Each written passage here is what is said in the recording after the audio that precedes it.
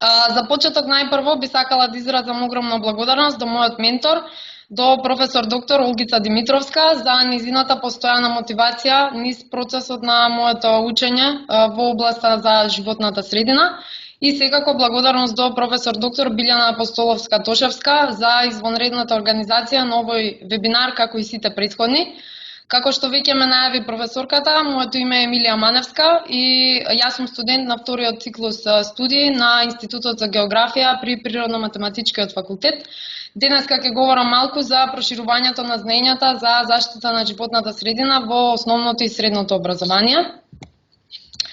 За почеток би сакала да се задржам кон тоа зошто е значено и важно учењето за животната средина од рана возраст. Животната средина е една комплексна наука, еден комплексен систем во кој што се изучуваат меѓусебните врски помеѓу природно-географските и социоекономските елементи.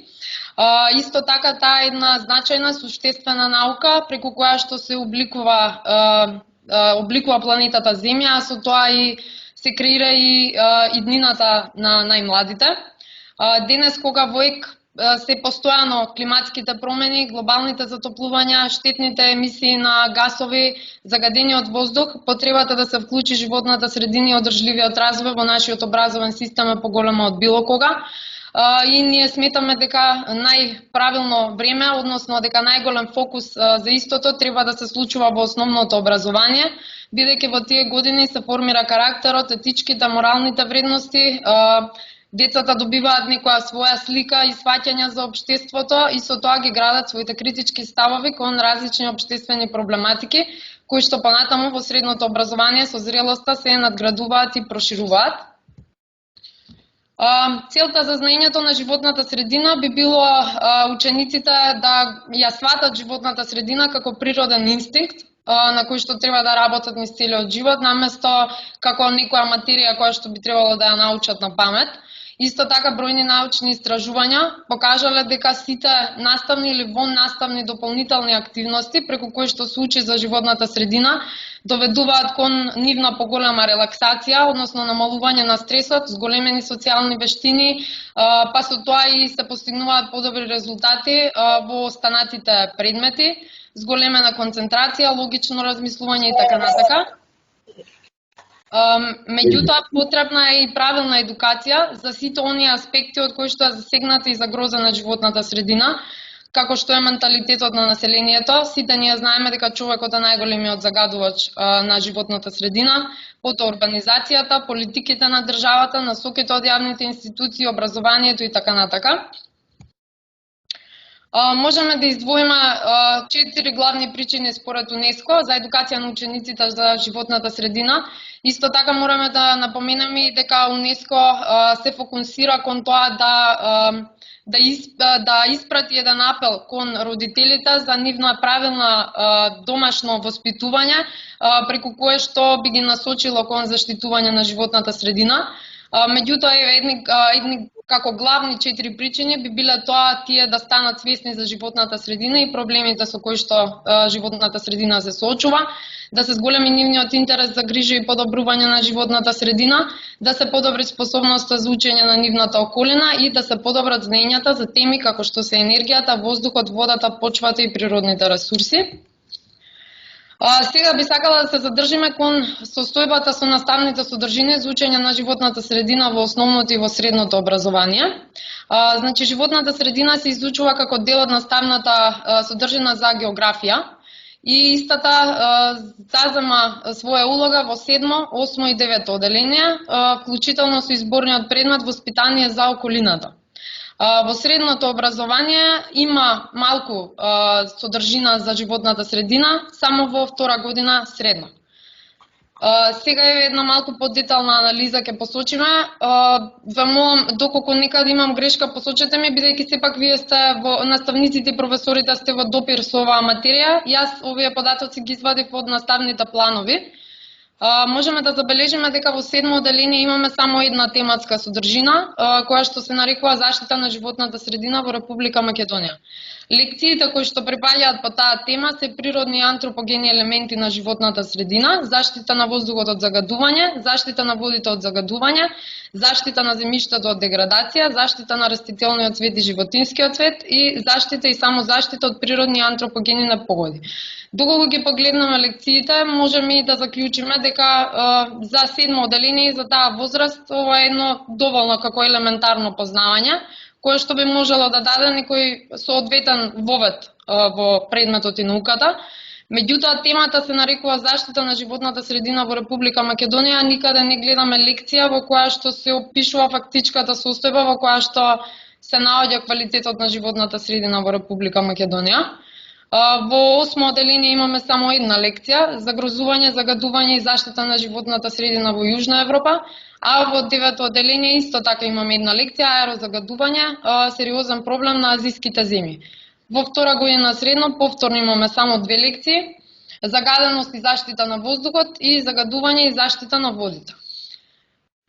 Доколку направиме кратка анализа, можеме да заклучиме дека материјалот за животната средина е многу површен. Истиот не содржи скоро никакви податоци за фактичката состојба за квалитетот на животната средина во Република Северна Македонија, а сите ние знаеме дека доколку сакаме да постигнеме некои позитивни промени во однос на квалитетот на животната средина, мора најпрво да ги знаеме фактичките состојби и факти за тоа каков е денес квалитетот на животната средина. Потоа можеме да заклучиме дека содржините од оваа област се неравномерно распоредени, односно нема никаков континуитет во наставата и во одделенијата, во материјалот, и со тоа ученикот не се поттикнува на никаква инвентивност, туку се сведува на помнење и на присетување на веќе научените факти. И ова е можеби едно од најголемите критики, што наставниците и професорите мораат сами по сопствена иницијатива, преку презентација, видеа и останати помагала да ги прошируваат знаењата за областа од животната средина. Поправете ме доколку грешам, меѓутоа јас при разговор со мои пријатели кои што се наставници и професори по географија во основните и средните училишта, дојдов до податок дека веќе неколку години нема учебници за 7 и 9 одделение, мислам дека баш во тие години кај што се изучува животната средина. И видов дел од нивните презентации кои што сепак тие мораат своеволно да ги изработуваат за да го доловат материјалот на учениците. Што сепак тоа треба да биде претходно осмислено од образовниот процес. Потоа во наставната програма не се вклучени дополнителни активности, претходно осмислени од страна на Министерството за образование, преку кои што учениците би се едуцирале, информирале или развиле некое свое чувство за да ја заштитуваат природата и животната средина во земјата во која што живеат. За да покажеме дека не е се така црно, можеме да издвоиме неколку значајни едукативни програми од наши официјални институции кои што моментално се спроведуваат во училиштата. Дел од нив се програмата на УНИЦЕФ, која што се нарекува Програма за унапредување на образованието на животната средина и климатските промени. Истата се спроведува во соработка со Министерството за образование и наука, Министерството за животна средина и просторно планирање, Министерството за труд и социјална политика и амбасадата на Шведска во Скопје. Истата е формирана во 2020 година. Програмата се базира на тоа да се помогне на наставниците, односно тие да добијат ресурси и капацитети за реализација на интересна содржина или во наставни активности. Потоа ГЛОБ програмата, ова е една светска научна и образовна програма. Истата има за цел да ја координира работата на учениците и наставниците. Таа се имплементира во околу 38.000 училишта во над 124 земји во светот. Во нашата земја таа е поддржана од Американската амбасада, Министерството за животна средина и просторно планирање и Министерството за образование и наука. Таа исто така организира настани на отворено, преку кои што училиштата може да се пријават за да учествуваат во теренските активности. Потоа имаме тука еден проект од јавното предпријатие Паркови и зеленила, се нарекува екоедукација. Оваа програма има за цел учениците од рана возраст да имаат контакт со природата и да развиваат својата еколошка свест, односно се одвива на отворено, како што можеме да видиме од примерот на сликата. Сега се надевам дека некој од професорите е присутен од овие дополнителни примери кои што ќе ги посочам. Сега ќе кажам за една програма која што е навистина за поздрав. Јас мислам ќе издвам неколку примери. Знам дека има многу повеќе низ Македонија, меѓутоа ова се тие примери кои што јас ги најдов на интернет. Една од тие програми е интеграција на еколошката едукација во македонскиот образовен систем, која што е изработена од Еко-клубот во средното училиште Кочо Рацин во Скопје. Навистина многу добро детално изработена програма. Оваа организација се залага за поголем број на активности на учениците за животната средина. И исто така имаат направено целосен распоред, односно во одреден период кога се учи за енергија, тие во тој одреден период прават пример акција или работилници за поставување на нови штедливи светилки во училишната зграда, прават анализа за можностите на зградата за користење на различни извори за грејење, екопатроли и така натака. Редовно го одржуваат својот училишен двор, потоа поставуваат и одржуваат нови корпи за селекција на отпад, евиденција на отпад, ги мотивираат учениците да користат велосипед и така натака. Навистина многу добра програма која што е стварно за поздрав. Останато такво географско друштво кое што се бави со ваков тип на работилници е регионалното географско друштво Геосфера Битола. Ова друштво е навистина активно кон тоа да се долови материјалот од заштита на животна средина на учениците. Како што можеме да видиме на сликата, оваа слика јас ја превземав од нивната Facebook страна. Тие преку игра се обидуваат и на најмладите да ги научат нешто за животната средина, па така организираат и активности како детектирање на депонии, предлог решенија за зголемување на екосвеста кај населението, дополнителни предавања, картирање на зелени површини и така натака. Иницијатива која е стварно одлична. Сега би можеле да направиме една паралела или компарација околу состојбата во другите земји кон насоките за учење на животната средина. Во Америка, во нивниот образовен систем, можам да кажам дека тие најмногу се посветуваат кон тоа да вметнат животната средина во учењето. Па така владината агенција за заштита на животната средина, United States Environmental Protection Agency, покрива повеќе наставни содржини за животната средина, со која што би се олеснала работата на наставниците и професорите. Исто така можеме и да издвоиме една програма, која што е една од најголемите во светот за кога се работи за заштита на животната средина и екологијата. Тоа е Project Learning 3, која што е формирана во 1970 година. Истата има за цел да го подигне квалитетот за учењето на животната средина во сите училишта. Дали ме слушате? Да, да слушаме. Добро. Програмата има за цел да го подигне квалитетот за учењето на животната средина во сите училишта низ Америка. Покрај предавањата од докажани специјалисти за животната средина, тие исто така организираат и летни кампови и работилници во кои што не се вклучени само наставниците и учениците, туку се вклучени и родителите и локалното население. Вака изгледа дел од опциите. Ова е направен како принт скрин од нивната страна. Значи, тие се организирани низ сите нивни држави, така, например, доколку кликнете, не знам, на Индијана или на Калифорнија или било каде, се појавува информација за терминот во кој што би се организирала следната работилница и на менторот кој што е задолжен за организација на таа работилница, на тој летен камп или на тренингот, како што е понивно напишано. Еве можеме на сликата да видиме дел од нивните акции, садат дрвја и така натака. Сега би можеле да се префрлиме во соседството, односно во соседна Република Србија. Тие годишно финансираат околу 60 програми и конкурси. Дел од тие проекти се Чувај енергијата, чувај го и светот, Не фрлај, рециклирај, Еко младина, Здраво земјиште за здрав живот и така натака, преку кои што учениците се вклучуваат во учењето за животната средина и нејзината заштита. Во Англија се спроведуваат бесплатни курсеви кои што имаат за цел да ги едуцираат учениците за причините, ризиците и решенијата на климатските промени, односно тие се повеќе фокусирани кон климатските промени. Во Индија во училиштата се вклучени целите за развој, целите за одржив развој на Обединетите нации во нивната наставна програма и учениците се охрабрени да креираат своји решенија за проблемите со животната средина во нивната земја. Додека пак во Обединетите арапски емирати тие повеќе се фокусирани за програми за едукација за обновливите извори на енергија и одржливиот развој во образовниот систем во Обединетите арапски емирати.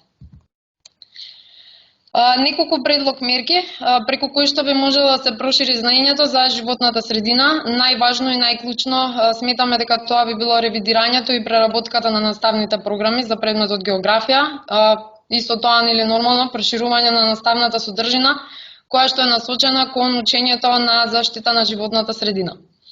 Во наставната содржина, како што веќе потенциравме, од областа за животна средина целосно недостасуваат податоци за фактичката состојба со квалитетот на животната средина во Република Северна Македонија, односно фактичките состојби.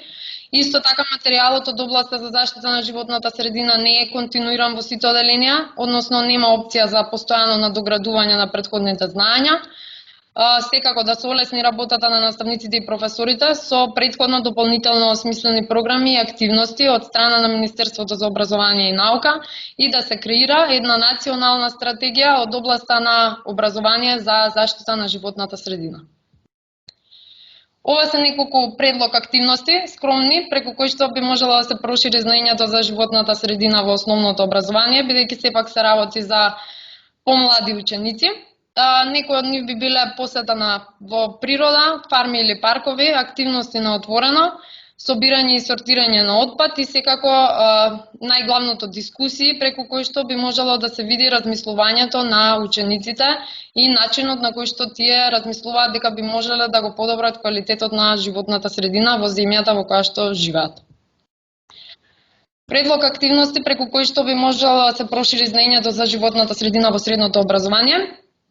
Бидејќи се работи за веќе позрели ученици, би можело да се формира еко-одбор во рамките на училиштата, теренски активности на локалитети во кои што е загадена животната средина, при кои што тие беа забележале деградацијата која што се случува во животната средина и последиците од истата, посета на јавни институции кои што се надлежни за одржување на здрава животна средина, акции за наблюдување, садење на дрвја, чистење на училишниот двор, рециклирање, поставување на корпи за отпадоци, нивно селектирање и покренување иницијатива за изработка на училишни проекти кои што би действувале и на локално ниво, изработка на презентации од областа за животна средина, како и анализа на моменталната ситуација со состојбата на квалитетот на животната средина во Република Северна Македонија. Ова е како само еден предлог, преку кој што наставниците, професорите, како и учениците би можеле да дојдат до дополнителни информации за моменталната состојба со животната средина во Република Северна Македонија. На сајтот на Министерството за животна средина и просторно планирање има целосно изработени анализи, податоци за претходни проекти, податоци за идни проекти и така натака. Дел од тие информации кои што може да се добијат се и годишните извештаи кои што се од секоја година за обработените податоци за квалитетот на животната средина, кои што вклучуваат податоци за вода, воздух и почва. Ева можеме од десната страна да видиме и останати некои сајтови, како што се активности за надминување на состојбите на Преспанското езеро, нешто за Осогово, останати информации кои што се достапни и се од јавен карактер и така натака. И за крај еве да испратиме една порака, како што пишува и на сликата, малите акции кои што вклучуваат многу луѓе на крајот од денот имаат голем импакт, односно големо влијание. Се надеваме дека ние со оваа презентација ќе испратиме еден скромен апел до Министерството за образование и дека наскоро ќе се случат некои позитивни промени во наставата за животна средина. Ви благодарам на вниманието.